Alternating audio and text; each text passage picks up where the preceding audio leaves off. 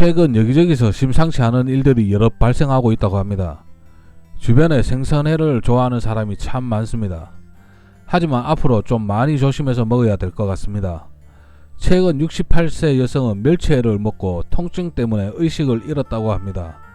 생선회를 먹은 후 5일 안에 심한 복통이나 장폐색 등 소장 침범에 따른 증상이 나타난다면 아니사키스를 의심해 봐야 한다고 합니다.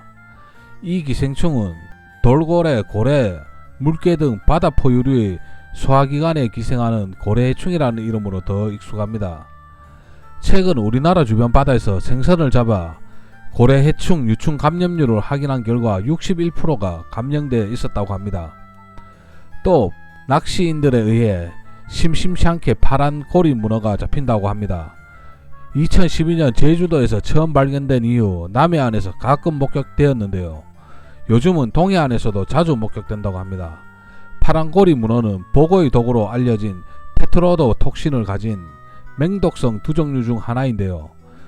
테트로도 톡신은 독성이 청산가리의 10배에 이를 정도로 인체에 치명적인 것으로 알려져 있습니다. 바다뿐만 아니라 우리나라 문화재들이 흰개미떼의 습격이 심각하다고 합니다.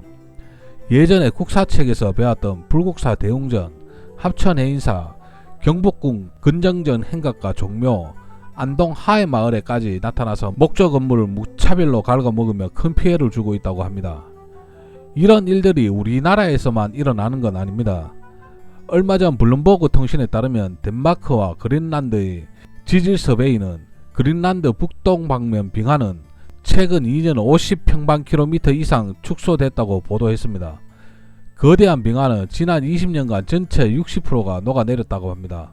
열기가 피크에 달한 올해 여름에는 북극 얼음층이 뉴욕의 맨하탄 크기 2배에 달하는 규모의 빙붕이 떨어져 나왔다고 합니다. 라르센 빙붕은 워들의 북서쪽 남극반도 동해안의 케이프 로깅부터 스미스 반도까지 쭉 이어져 있는 빙붕입니다. 1893년 라르센이라는 탐험가에 의해 발견되었는데 크기 순으로 ABC가 있으며 라르센 A는 1995년 이미 산산조각 났습니다. 라르센 B는 2002년 붕괴되었으며 크기는 서울의 5배에 달하고 1만 년 이상 존재했던 것으로 연구 결과 나타났다고 합니다. 2017년 7월에는 가장 큰 라르센 C 빙붕의 일부가 큰 조각으로 떨어져 나가 빙산이 되어버린 것으로 확인됐습니다. 최근 남극에는 연 7m에서 16m 속도로 빙하가 녹고 있다고 합니다. 이런 빙하가 녹아 바다 수위가 상승한 결과 세계적인 관광 명소인 남태평양의 섬나라 몰디브와 투발루가 가라앉고 있습니다. 투발루는 9개 섬 중에 이미 2개가 가라앉았으며 남아있는 섬조차 이미 침식이 시작되었다고 합니다. 우리나라에서 신혼여행지로 유명한 몰디브도 가라앉고 있어 앞으로 50년 뒤에는 모히또에서 몰디브 한 잔은 못할 것 같습니다. 이 밖에 킬로만자로의 만년설은 이미 사라졌고 차드 호수는 강수량이 현저하게 줄었다고 합니다. 1년에 이런 일들은 지구 표면의 평균 온도가 올라가는 현상인 지구온난화 때문입니다. 일정량의 온실가스는 지구의 온도를 일정하게 만들어주는 우리에겐 꼭 필요한 요소 중 하나입니다. 하지만 온실가스 양이 필요 이상으로 만들어지고 있기 때문에 문제가 됩니다.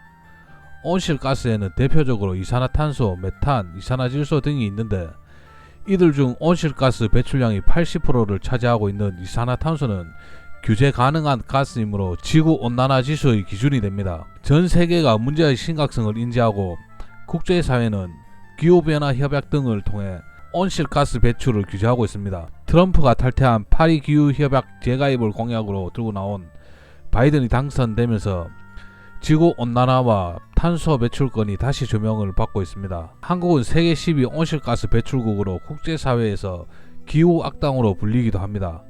그만큼 국제사회의 주목을 받고 있습니다. 파리 기후협약 발효에 맞춰 올해부터 탄소 배출권 거래제가 시작되었습니다. 각국에는 배출 가능한 연간 탄소량이 배정되며 그 배정량에 따라 국가는 오염물질을 방출하는 국내 기업에 대하여 경매 등을 통하여 배출권을 내부적으로 분배할 수 있고 혹은 배출권을 제공하고 거래시킬 수도 있습니다. 하지만 어떤 방식을 사용하든 일단 배출량이 각 기업에 정해지고 난 후에는 거래를 통해서 그 배출량을 사고 팔 수 있어 기업이 오염물질 제거 기술을 개발해 자체적으로 줄여버리면 돈 많은 다른 기업에 이를 판매할 수 있습니다. 참고로 우리나라는 2015년부터 올해로 6년째 한국 거래소를 통해 탄소 배출권이 거래가 되고 있습니다. 현지 시간 2월 3일 파이낸셜 타임즈는 EU 탄소 배출권 가격이 톤당 38유로로 사상 최대치를 기록했다고 보도했습니다. EU 내 탄소 배출권 가격은 수개월간 상승해 왔고 지난 11월 초 이후 EU 탄소 배출권 가격은 66% 올랐다고 합니다.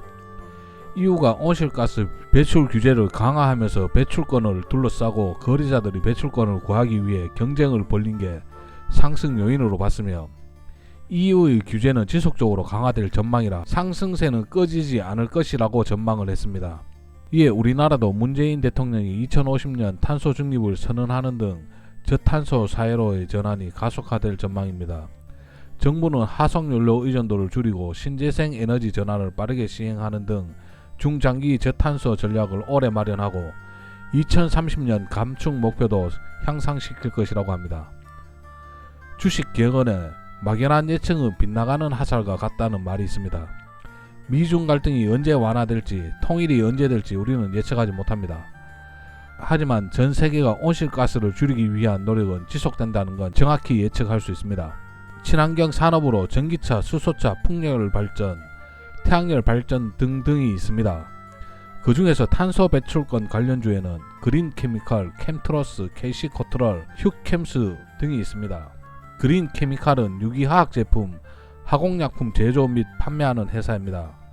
이산화탄소를 고부가가치 소재로 생산하는 이산화탄소 포진 및 전환 기술을 개발하고 있습니다. 캠트러스는 IT 소재, 의학 소재 및 폴리머 소재를 생산하며 국책과제인 에틸렌 카보네이트 합성용 고효율 불균 일개 촉매 상용화 기술 개발에 참여해 곧 완료를 앞두고 있다고 합니다. 또 캠트러스는 수소, 전기차 관련주로도 꼽히기도 합니다. 2차 전지 제네익 핵심 첨가제를 국산화했고 고분자 수소 연료 전지의 핵심 소재를 국산화할 예정이라고 합니다. 휴캠스는 2002년 설립된 정밀화학 제품 업체입니다. 2007년과 2013년 온실가스 저감 시설을 설치 및 추가하여 탄소 배출권 사업을 지속하고 있는 회사입니다. 감축 규모는 연간 160만 톤이라고 합니다. KC코트럴은 가스 처리 등 환경오염 방지 사업과 친환경 사업을 하는 회사로 주요 매출을 차지하는 분진 처리 사업의 경우 국내에서 높은 점유율을 차지하고 있다고 합니다. 집진 설비 등 대기질과 관련된 환경오염 방지 시설을 지어서 탄소 배출권을 확보한 회사입니다. 이 밖에 한솔, 홈데코, 이건산업, 에코프로, 세종검 등등 여러 회사가 있습니다. 나열한 순서는 임의의 순서이며 주가 상승률과는 아무런 관련이 없습니다. 저는 투자를 강요하거나 부추기지 않습니다. 모든 정보의 사실 유무를 떠나 투자 판단은 자신의 몫입니다.